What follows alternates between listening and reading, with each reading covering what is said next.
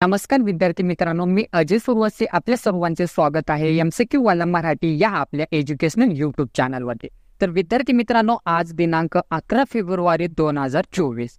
तर आजच्या दिवसाची जेवढी काही इम्पॉर्टंट चालू घडामोडी आहेत आणि त्याचबरोबर त्याच्याच रिलेटेड जो काही GSचा पोर्शन आहे तो देखील आज आपण डिस्कस करणार आहोत। तर व्हिडिओ हा शेवटपर्यंत नक्की पहा।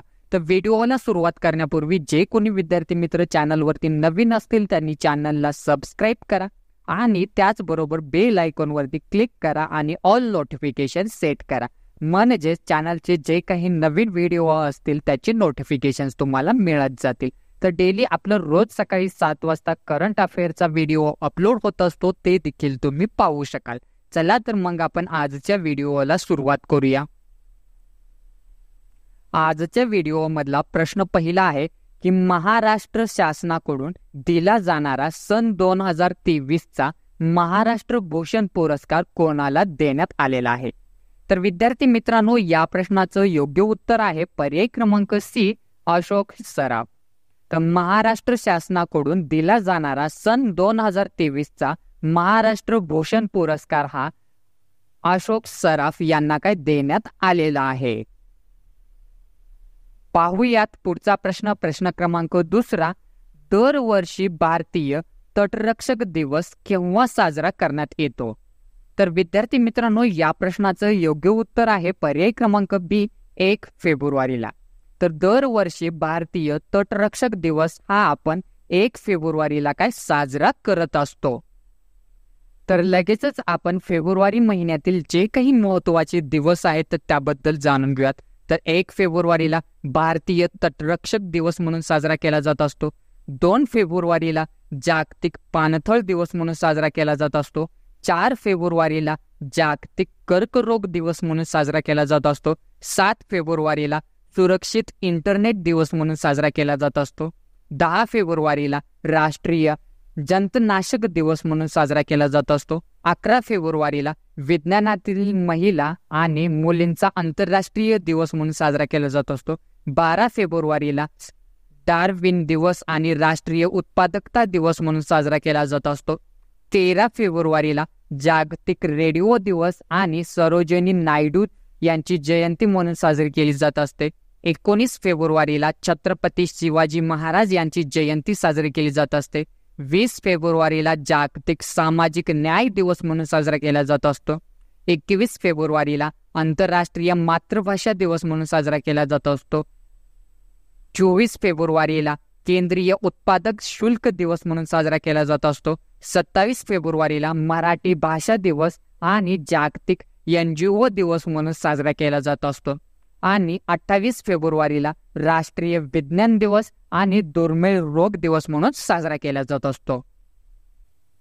पाहूयात पुढचा प्रश्न क्रमांक तिसरा, पहिले आंतरराष्ट्रीय टेबल टेनिसचे विजेतेपद कोणी जिंकलेले आहे? तर विद्यार्थी मित्रांनो, या प्रश्नाचं योग्य उत्तर आहे पर्याय क्रमांक ए, श्रीजा अकुला। तर पहिले आंतरराष्ट्रीय टेबल टेनिसचे विजेतेपद हे श्रीजा अकुला यांनी काय जिंकलेलं आहे? पाहूयात पुढचा प्रश्न क्रमांक चौथा, ग्लोबल इकॉनॉमिक आउटलुक रिपोर्ट कोणी प्रसिद्ध केला आहे? तर विद्यार्थी मित्रांनो, या प्रश्नाचं योग्य उत्तर आहे पर्याय क्रमांक बी, वर्ल्ड बँक।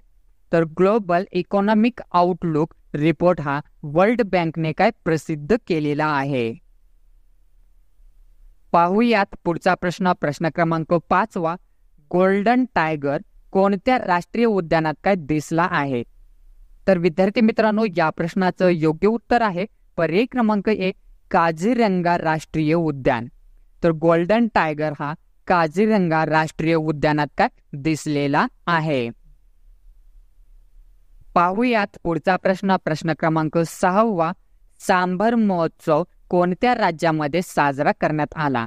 तर विद्यार्थी मित्रांनो, या प्रश्नाचं योग्य उत्तर आहे पर्याय क्रमांक सी, राजस्थान।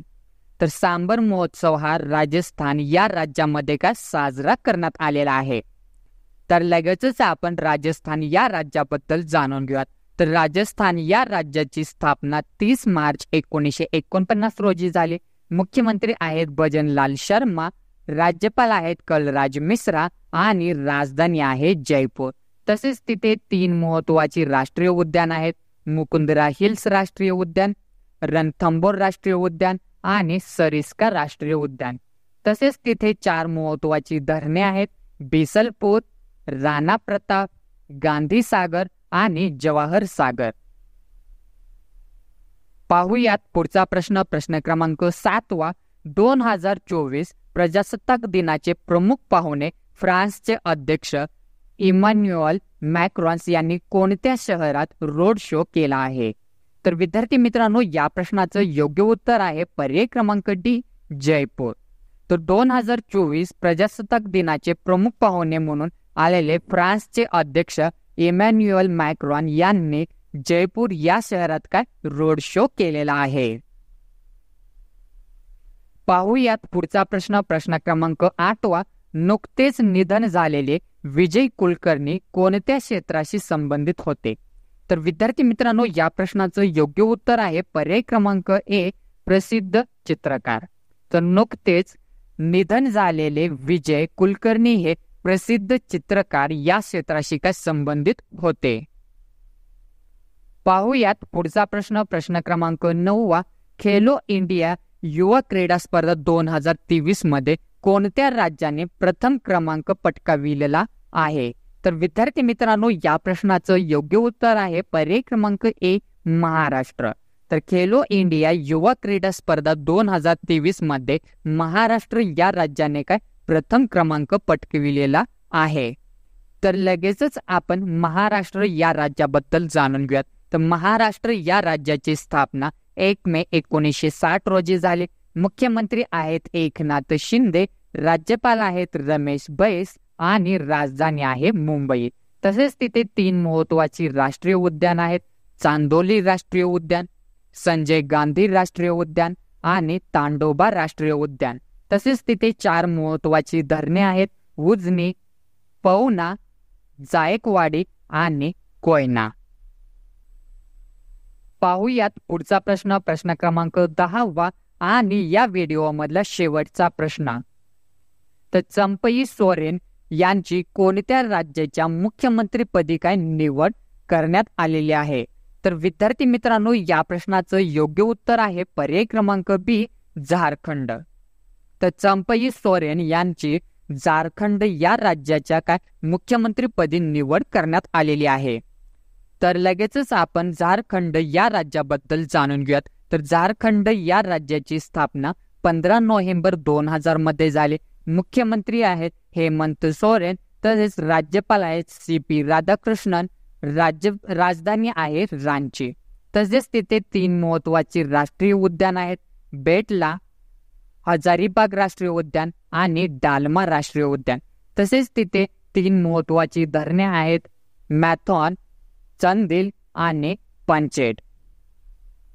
तर विद्यार्थी मित्रांनो, अशाच प्रकारे दररोजच्या चालू घडामोडी पाहण्यासाठी MCQ वाला मराठी या आपल्या एज्युकेशनल YouTube चॅनलला सबस्क्राईब करा आणि त्याचबरोबर व्हिडिओ आवडला असेल तर व्हिडिओला एक लाईक करा आणि तुमचे जे काही मित्रमैत्रीण असतील त्यांना पण हा व्हिडिओ शेअर करा. जर तुम्हाला काही मला सुचवायचं असेल तर बिंदासपणे मला कमेंट बॉक्समध्ये कमेंट करून सांगू शकता.